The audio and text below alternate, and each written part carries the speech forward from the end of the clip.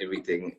Wait, I thought we were recording straight away. What's going on? No, I had to give you time to kind of ease into it. I'm not like that would be so like violent, bruh. Like I just come to you and I'm like, you're on camera straight away. Can't do that. I mean, that is the nature of Zoom. It's quite a violent piece of technology. So I'm trying. A very essential service. Alright, so I'm gonna start. So this is in lockdown with Wilson and Cayley Weaver. They are based in the UK in Liverpool, if I'm not mistaken. This is a special in lockdown with because I'm joined by one of my good friends and my housemate. Very pregnant wife. Also happens to be my wife, Bethany. So Wilson and Cayley, you guys are staying in the UK. We just had a chat off camera about what life is like for you guys. But if you could just give us an outline, like what is life that's so I mean we're in South Africa under lockdown and it looks a lot different to what I think would have looked like that side. So how is lockdown like for you guys? Do you even call it lockdown? Yeah, what's happening? Well, we were just talking about how violent Zoom is and how we're seeing people almost every day, and Zoom is very much in your face. You're doing quizzes all the time. We just did a murder mystery. So actually, it's lockdown, but I'm probably socializing with more people than before, just on screen. And like, you've constantly got to be checking yourself, checking your face, making sure you're on point. You're not saying silly things or waffling. Yeah. So it's definitely changing the way you communicate with people. But yeah, I think we do still call it a lockdown. Most people are staying in and kind of, they're kicking up a fuss, but in a very British way, not in a, just by moaning or writing silly articles or like, there's not a massive kick up, and we are still seeing people breaking it, but not en masse. Yeah. And how Basically, long all the shops except like supermarkets have closed. Okay. And then when you're queuing outside, you have to be 2 meters. So they've painted like 2 meter blocks all the way outside. So you have to queue up like that.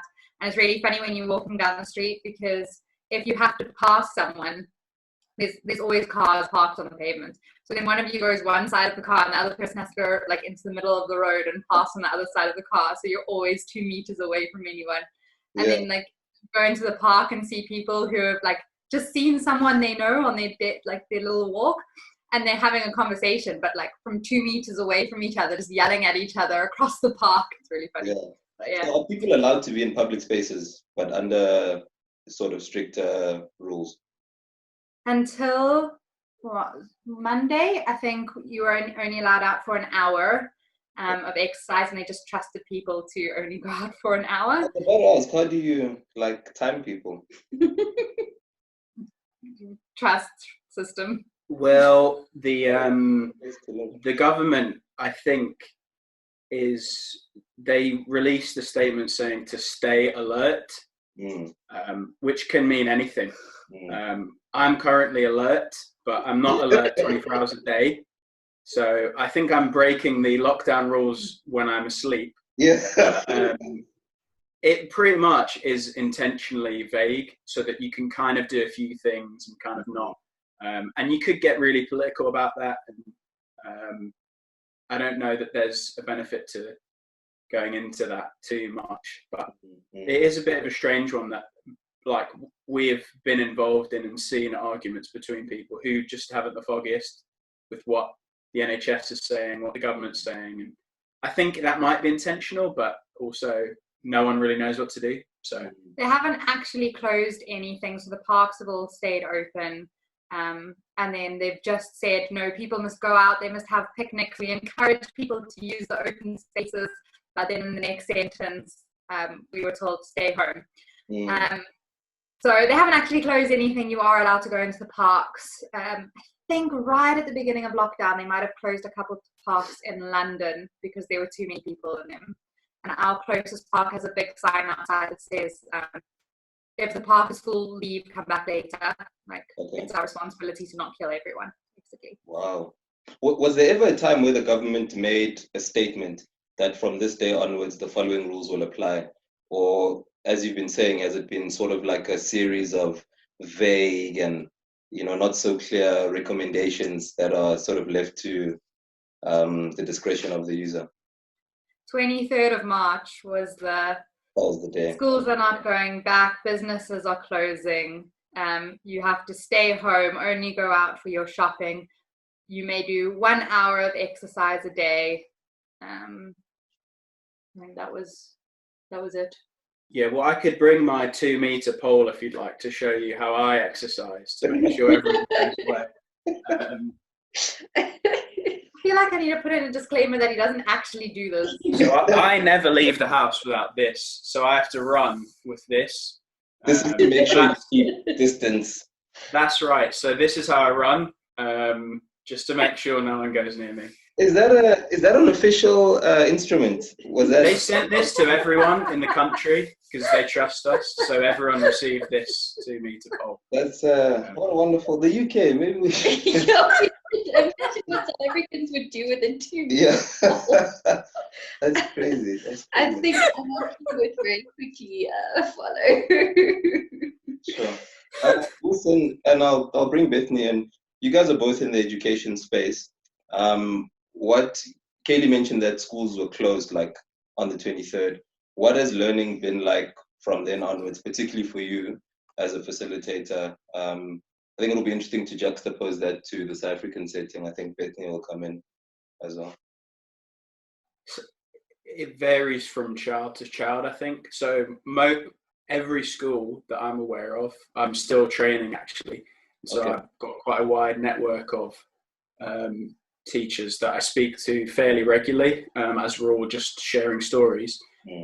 And every school is working really hard to try and get stuff to pupils, but pupils enter at different points. So some students will have they'll already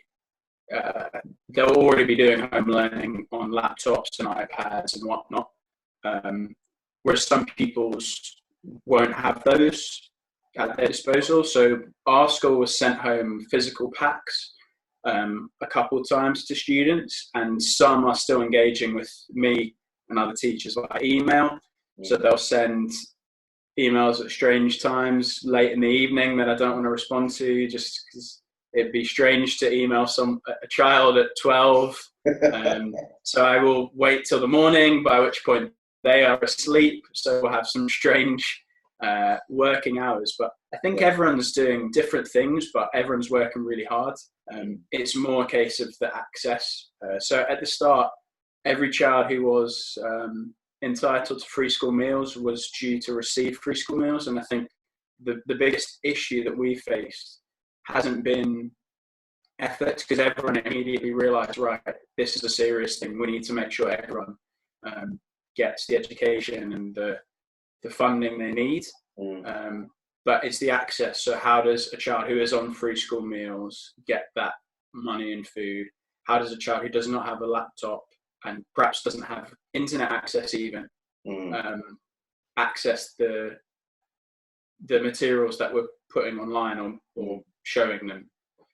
So that's been the biggest issue. I don't know about you, Bethany. Can I just jump in? The free school meals is like a level of, it's almost a measure of deprivation. So if the family income is lower than a certain threshold, then the child is entitled to free school meals. So the government has actually set aside money so those kids can go to school, they can get some breakfast, there's breakfast club, and then they can get a cooked meal at lunchtime as well.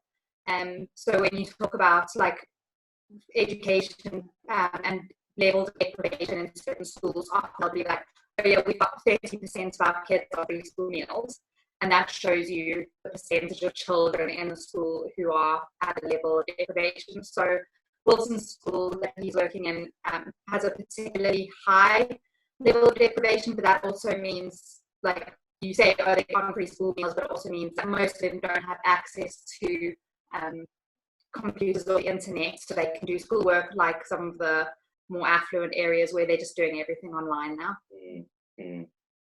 Sure. How do you find your experience? So it varies from school to school as well. I think so I'm in a very elite, privileged school in our area. So our kids have, most of our kids would have access to printers, Wi-Fi, laptops, computers. The bigger issue has been the amount of children in a family. So, for example, if there's 3 children in a family and one sort of main family computer, that's created a bit of tension. But for the most part, this is we're going into our 6th week of online teaching, and it's really settled. Like, parents are really positive, kids are really managing for the most part. There are obviously those that are falling off the bandwagon due to parents being essential services, having to work outside the home and things like that. So kids are sort of by themselves a lot, which is creating a bit of issues with work being handed in on time. So I think where the difficulty is parents are having to almost homeschool whether they want to or not, just because the kids are not able to handle a lot of the stuff by themselves and do the uploading and things like that of the content. It sounds like there's a big divide in the UK, which I wasn't aware of. I think as a South African, you know that there's a very small percentage which has access to a lot of resources, and then the opposite in another setting. But I wasn't aware of that in the UK. Are you in the public schooling space? That's a question. Yeah, or it's a state school, yeah. State school, yeah. So you're saying it's some students that don't have what I would deem as like access to basics. So things like internet access, a meal a day, that's a phenomenon that exists. Yeah, well, I think it would definitely be different to a South African context, where I mean, I went into a school, your old school, Bethany, and it was very. It's not like that. However, there will still be issues with access. I think that's the biggest thing, is having the opportunity to learn in a positive environment is not always there for everyone, and that's one of the challenges. So I think making sure that gap doesn't exist in the long term is something that has been discussed for decades, because our private school system, when I found out Cayley went to a private school, I was shocked, because here private schools are so much more elite. Yeah. Whereas over there, it's slightly more mainstream. I don't know, maybe I'm wrong. I think it's changing here. I think private school fees are definitely going up drastically. So we were just saying there's definitely becoming a higher sort of, a more wide gap. The gap is definitely widening here as well.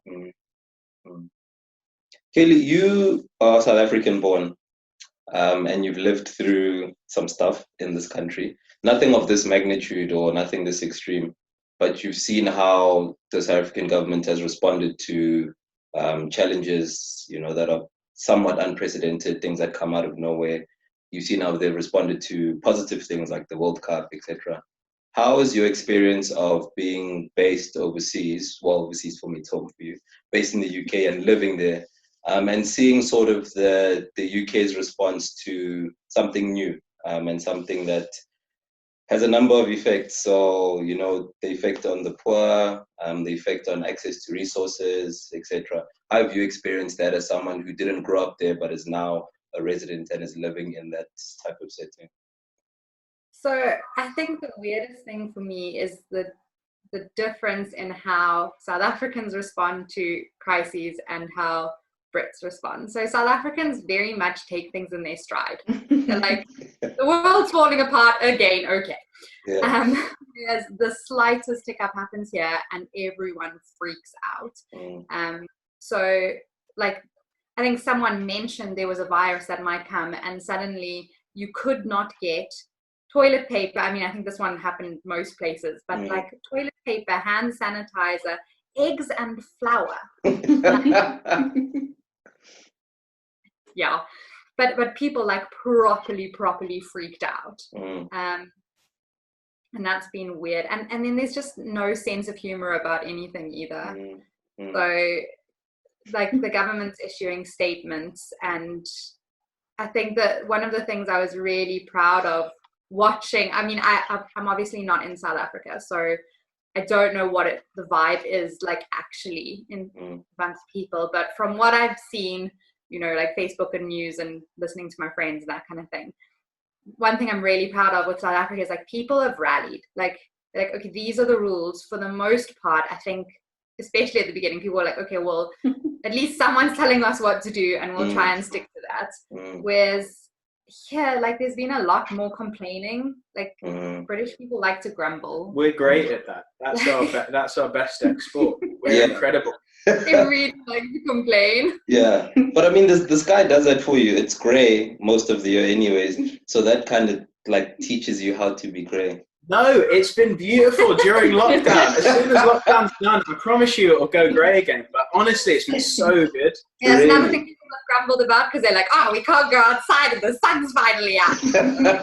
The one time it's out, you can't experience it. It's classic. That is epic. Yeah. You guys sound very positive, and for me, it's inspiring in light, particularly of what you're saying.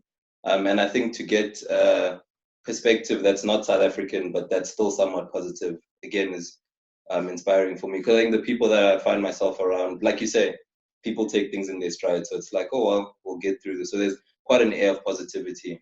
So it's interesting to get that from you.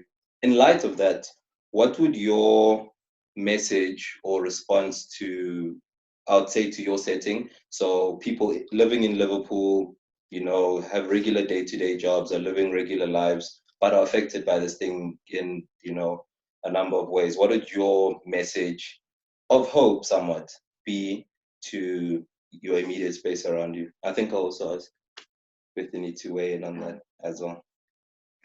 But she can think about it because she's pregnant, so you guys have to start.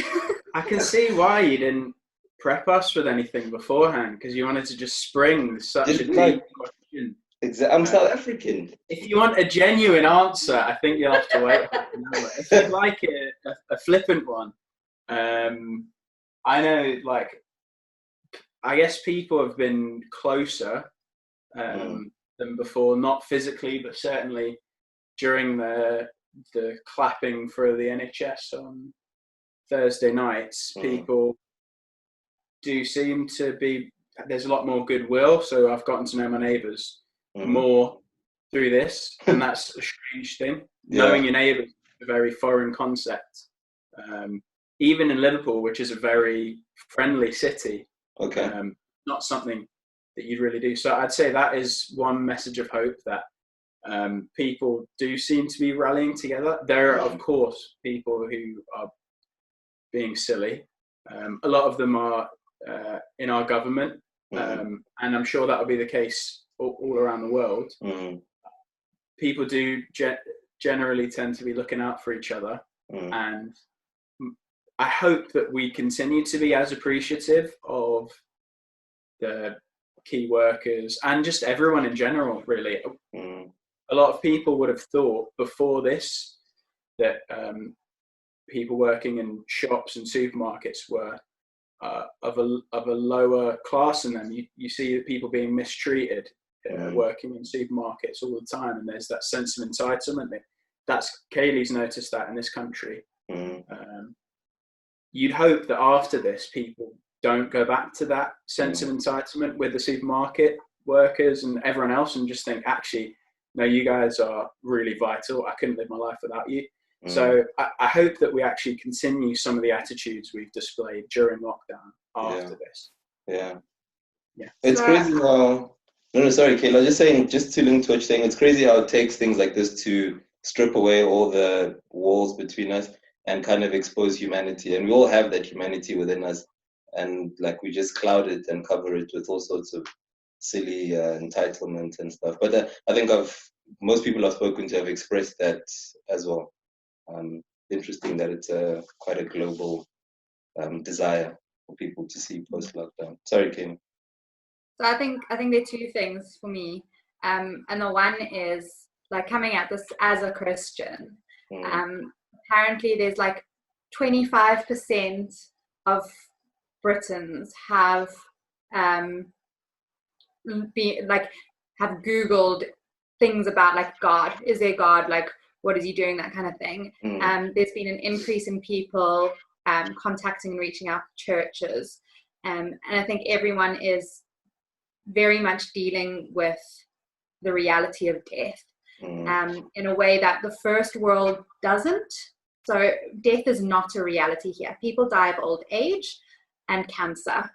I mean, there are other things that happen, but for the most part, people live in a bubble where death doesn't really touch you too much. And with this, it's a virus that does not discriminate. And people have very much had to go, actually, this could be me, this could be my best friend, this could be my parent or my child, and they've suddenly had to realize that death is coming and had to kind of think about the implications of that, which as a Christian, as horrible as it sounds, is also wonderful, because it means that we've got a chance to talk about what hope we have in salvation. And I have peace about what's going on earth because my God knows what's going on. So that's the one thing, and that's obviously the very Christian side of it. The other side as well, though, is we've just celebrated VE Day. Never happened before. No one ever celebrates it, but we're all in lockdown. Victory in Europe, World War II. You know that super famous picture of the No. Thank you, Wilson. Just for everyone around what is V? In 10 seconds. Oh no, it has to do with the war. It's an excuse to dance in a conga line from a 2 meter distance, because Britain defeated, there was victory in Europe during World War II. Okay. But yeah, so with that, everyone was celebrating and stuff, and they're oh, but look at all the wonderful things that happened after that, and after the war was horrible, but everyone came out of it more united and more resilient, and people loved each other more, and they were more patient with one another because they'd all seen these horrors together. But they're saying they keep comparing coronavirus to the Blitz and to war, and are hoping then that coming out the other side of this, people will be more resilient, that we will be more united because of it. Sure, that's wonderful. I like your first point especially. I think it's sobering. I think at the end of it all, you kind of need to know what it's all about. And all of this is just noise, basically. So it's helpful that noise is being cancelled out and we being focused, whether by force or by choice, but it happens anyway. So that's pretty beautiful. So I think I've lived in a bit of a bubble for most of this lockdown, because obviously we are in the privileged minority of South Africa. So I think we've been incredibly sheltered from what's going on out there. I think the realist in me is discouraged because I see the cases of domestic abuse that have risen so drastically in the last few weeks. I see people, despite having all the information available to them, still behaving in irresponsible ways. I think we've had to deal with the whole birth situation and what that's going to look like at the end of June, and what is going to be allowed, what is not going to be allowed. Is Cayley still going to be able to be at the birth of his child? Is he not? So I think it's been quite it's a difficult journey, and I think it's difficult there's a lot of times when I'm sure, what is this achieving beyond chaos and destruction? And I think particularly in a country like South Africa, where people's livelihoods have just been stripped away in a day, and the job loss is just massive. So I think it's difficult to stay positive, and I think what's kept me sane is definitely my faith, and I think, like Cayley says, just seeing the bigger picture and trusting that God's got this, because we definitely don't. And I think if it's anything to actually, I think what has been encouraging in this country is the sort of middle and upper class going, if this gets to our lower classes, or this gets to people who have serious illnesses, we're in trouble. And I think your wealthier people and your privileged people in this country have actually realized that and taken responsibility for their actions. And I have seen that a bit more, which has been encouraging, because there is an awareness of how brutal this virus could be in a country like South Africa if it is not contained. So I think that's been an encouragement. And at the same time, I think, like the gospel is probably its most powerful right now, as Kale said. So that's awesome. Sure. Thank you. That's all, by the way. That's all. No, thank you so much, guys. I really appreciate your time and your perspective. So a lot of what I've been doing is been speaking to people who are local. I think it's always helpful to get outside perspective with shades of once insiders, Cayley. But yeah, thank you very much. I mean, you taught us a lot. I didn't know what VE. Are there any strange holidays that you guys are hiding behind that I need to know about? That will pop up one day. Like the first year I was here, and there's just people like walking down the road in kilts, blowing instruments up. It was like St. George's Day or something. I love how unperturbed Wilson is. This is his thing. This is like. There's still a lot of culture education Cayley needs. We don't have as many public holidays as you guys. No. I was about to ask how your economy continues.